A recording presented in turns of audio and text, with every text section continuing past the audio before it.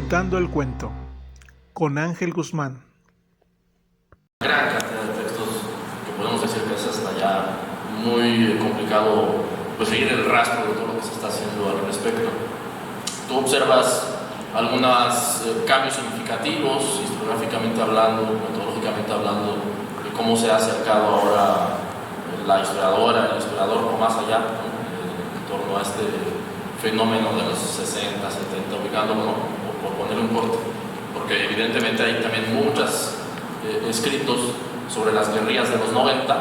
Especialmente del ZLN, que por alguna razón luego como que se permanecen como si fuesen dos mundos aparte, ¿no? Como que una cosa es una cosa y como si no hubiese un puente en ese proceso, ese fenómeno social. Esa es la pregunta. Y una inquietud que pensaba ahora hablando de estas narrativas teleológicas y va conectada en ese sentido. Decías tú, ¿no?, que esta teología es posible debido a que las guerrillas de los 70 pues están muertas, ¿no? Fueron derrotadas, no hay una continuidad de una organización. Podrá haber, por supuesto, exmilitantes que podrán decirse herederos de, pero bueno, nadie los votó por nombrarse como tales, que pueden hablar a nombre de una organización que desapareció el MAR a principios de los 70, pero todas las demás a mediados, a finales, o quizá a principios de los 80. ¿No? El chiste es que estas organizaciones, en general las 29 o más organizaciones de este periodo, pues han desaparecido.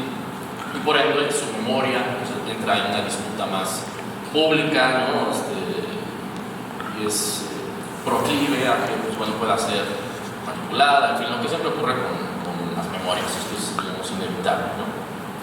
Pero es cierto que en esa conclusión, los procesos de estas organizaciones pues da pie a que exmilitantes se posicionen a favor de estas narrativas teleológicas o en contra o desde otras posiciones teleológicas, ¿no? Esto también lo hemos visto con N cantidad de testimonios escritos, hablados por muchas exguerrilleras y exguerrilleros, ¿no?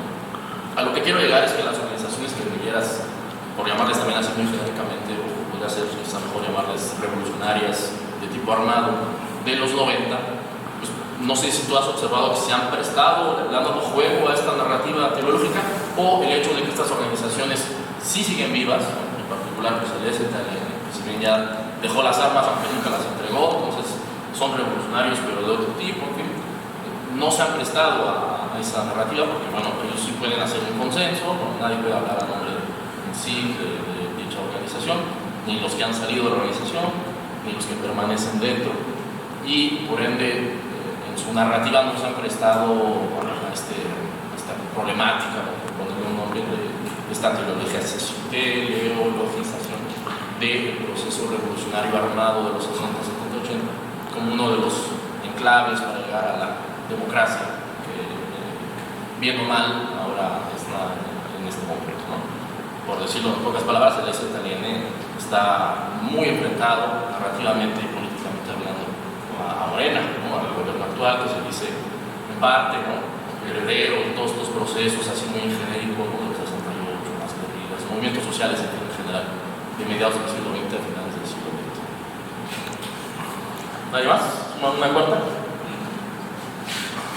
Rápidamente, digo, me interesaría mucho tu opinión con respecto, no es el tema, vamos a ver un poquito, pero bueno, tiene un poco que ver. ¿Qué opinión te merece, por ejemplo, ahorita que se acaba el marzo, me parece que son los esperamos 50 años de la dictadura argentina, esta disputa por la memoria? Entonces ahorita está mucho, creo que ellos lo llaman la guerra, ¿no? Una sociedad dividida, y en donde hay una disputa por la memoria, porque ahora está saliendo la gente de derecha, de ultraderecha, decir, no te están contando toda la verdad, ¿no? Hubo gente por parte de los montoneros que mataron, entonces me parece bien interesante toda esa disputa, ¿no? por contar la verdad, la historia, ¿no? Desde un lado, desde el otro. Acá creo que no tenemos esa, porque bueno, fue otro proceso, ¿no? Pero me llama mucho la atención lo que se está dando ahorita, sobre todo en este contexto que está viviendo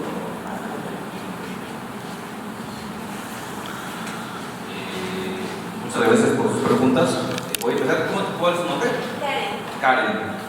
¿Cómo observar al otro y cómo adquirir una objetividad? ¿No? Lo cual, claro, eso no existe, lo que no existe, siempre partimos del sujeto. Teniendo claro los límites de enunciación y el lugar de enunciación. Teniendo claro nuestro lugar de enunciación. Es decir, yo soy Francisco, historiador del enunciado americano, con un pasado particular, y desde ese lugar es que yo enuncio y empiezo a construir el pasado. Entonces, desde ser conscientes de mi lugar de enunciación y entonces tratar de decir, bueno, tengo estos puntos ciegos, que ahorita Kevin quiso ver los puntos ciegos, que tengo, ¿no? Es decir, a partir de ahí es que podemos empezar a ver al otro, ¿no? Por ejemplo, Michel Desserteaux, jesuita, historiador, él empieza a ver, o sea, digamos, algo que a mí me gusta mucho de él, es que viene un jesuita en el siglo XX, en donde Dios ya no existe más, se ocultó, ¿no? Entonces Michel Desserteaux, en este intento de comprenderse a sí mismo, ¿no? Y de decir qué carajos es ser un jesuita en el siglo XX, se va al siglo XVI y empieza a entender que era un ser jesuita del siglo XVI. Y entonces ahí se da cuenta de que ya no lo mismo del siglo XVI al siglo XX, ¿no? Entonces dio cuenta de que no coincidía con ser jesuita. Entonces, ser conscientes de esta no coincidencia, ¿no? Y de no querer apropiar, digamos, al ser no conscientes de nuestra no coincidencia, es como no vamos a apropiar al otro y quizá el otro puede hablar algo de lo que puede hablar, ¿no? Presentando en un ejercicio metodológico, presentando distintas voces, ¿no? Y a partir de ahí empezar a construir una escucha del otro, ¿no? El contexto que se conecta con lo. Yo creo que es imposible construir el contexto absoluto, ¿no? Porque accedo al pasado, ¿no? Con un control, con una cuestión de fuentes, ¿no? Y con una parcialidad. O sea, yo voy al archivo, escojo mis fuentes, pero claro, yo en el libro lo que hago es, por eso me gusta la prensa, porque en la prensa pude construir el ánimo político del momento, ¿no? Leía las columnas, leía las notas periodísticas, ¿no? Y entonces hay una sociedad, la Sociedad de México del 71, ¿no? Es una sociedad particular y sí presento una imagen, digamos que lo que yo hago estratégicamente en mi escritura es, me gusta pensarlo como un cuadro, ¿no? En donde hay distintos puntos de fuga. Y los distintos capítulos son esos puntos de fuga que me van a permitir construir un mosaico en el que estos guerrilleros en el 71 están inmersos en un México donde Echeverría tiene tal discurso y entonces trato de presentar una fotografía nunca fidedigna, ¿no? De ese pasado. Me quedo pensando en lo que dice usted respecto a la escritura de los diarios, ¿no? O sea, yo creo que una de las características de la historia como disciplina, que también, bueno, la antropología lo tiene, es la escritura. Y la escritura significa el vaciamiento de uno mismo, ¿no? Escribo porque no puedo, ¿no? O sea, escribo porque tengo la necesidad de vaciar mi sentido, ¿no? Y de poder generar un sentido que no me puedo dar oralmente, ¿no? La escritura, pues, en ese sentido, pues bueno, por ahí un poco la historia también como un trabajo psicoanalítico, ¿no? de confrontación conmigo y con el otro. Después, respecto a lo de la memoria, lo de la perspectiva y cómo veo las nuevas tendencias geográficas respecto a la guerrilla, ¿no? No es hacernos comercial, pero con el libro de Ecos de la Revolución creo que pudimos ver que sí hay una nueva generación de jóvenes investigadores que nos estamos aproximando al pasado insurgente desde una perspectiva distinta, como lo hace Adela Cedillo, por ejemplo, ¿no? Varios de ellos, y es una discusión que dimos nosotros en el taller, o sea, era una pluralidad de voces. Por ejemplo, yo no tengo ningún vínculo con la guerrilla, ¿no? De hecho, yo vengo de una familia que se podría decir tradicionalmente de derecha, entonces yo entonces creo que sí hay nuevas plumas, hay nuevos ejercicios. Lo que sí creo es que aún falta, insisto aquí con el estudio historiográfico, hay jóvenes plumas que siguen abordando el pasado desde una forma un poco más ingenua, ¿no? O sea, no preguntan por la fuente, ¿no?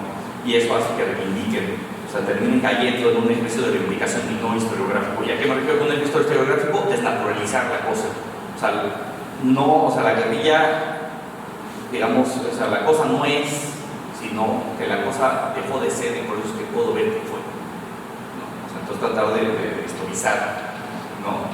Por ejemplo, el ZLN que reivindica, el ZLN reivindica su pasado, por ejemplo, con las fuerzas de liberación nacional, y el ZLN tiene sus pugnas internas, ¿no? Ya vimos al comandante de la entrevista que hace Adela Cedillo y yo con la Casa de Todas y Todos, pues ellos tienen su bronca, su pelea, ¿no?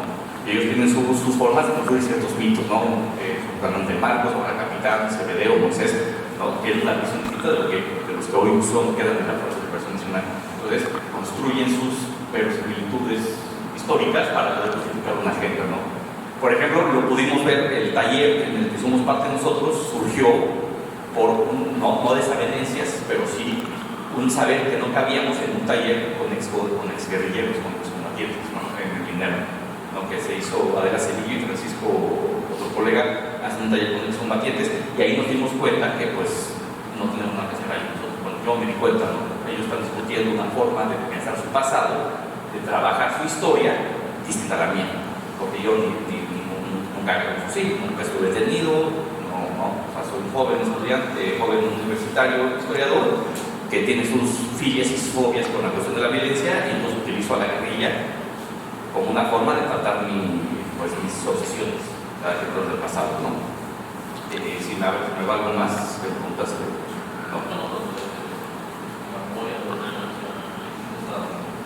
Lo que pasa es, no, yo creo que toda memoria regresa a la teleología. Yo creo que el EZ tiene también su teleología, ¿no? O sea, el EZ construye, hay una forma de ser zapatista, ¿no? Al interior de las comunidades. A mí me tocó ver ciertas pugnas, ¿no?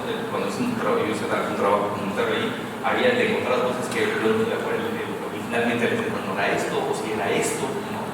Todo movimiento construye su teleología, todos construyen nuestra teleología. La cosa es que la operación ideológica te hace ser consciente de los límites de esa ideología, ¿no?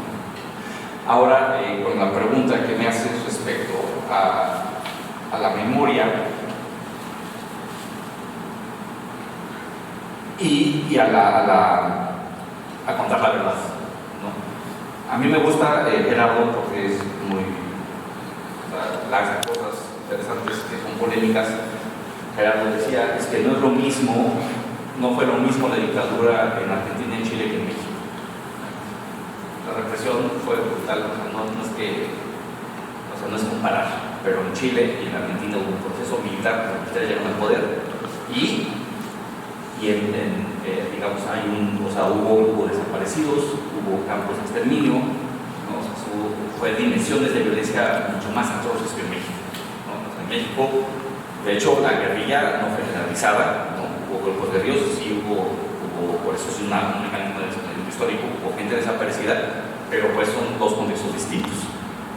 Creo que lo que sucede en Chile, en Argentina, por ejemplo, ahorita con Milei, es que tienes a una persona que reivindica un pasado, está reivindicando un pasado militar. O sea, nunca lo he dicho a la dictadura, ¿no? Digamos, pero bueno, reivindica ese pasado militar, ¿no?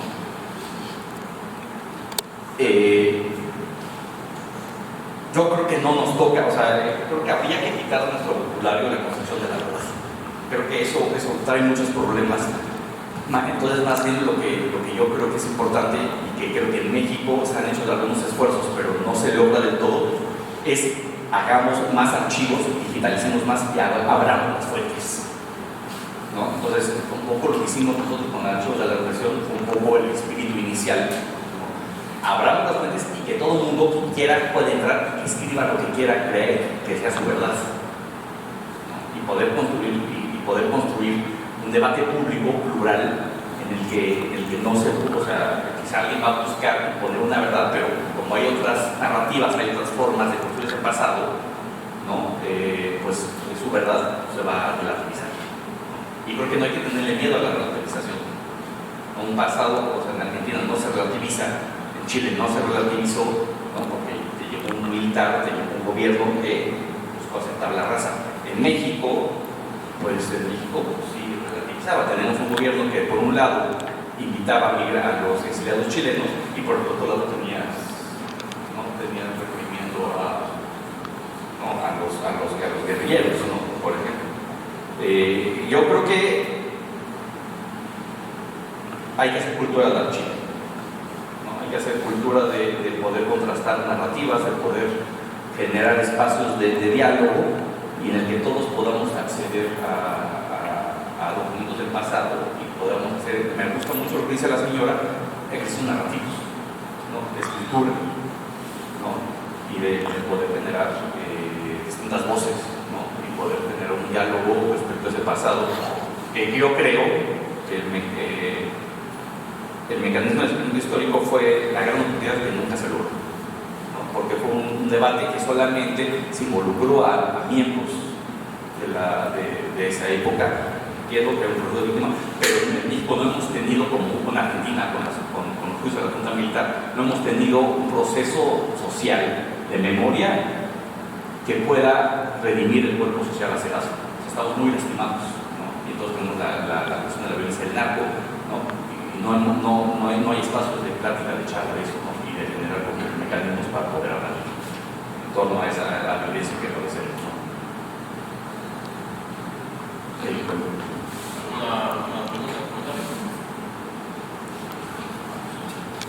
Pues entonces cerramos. No queda más que agradecer a Gerardo,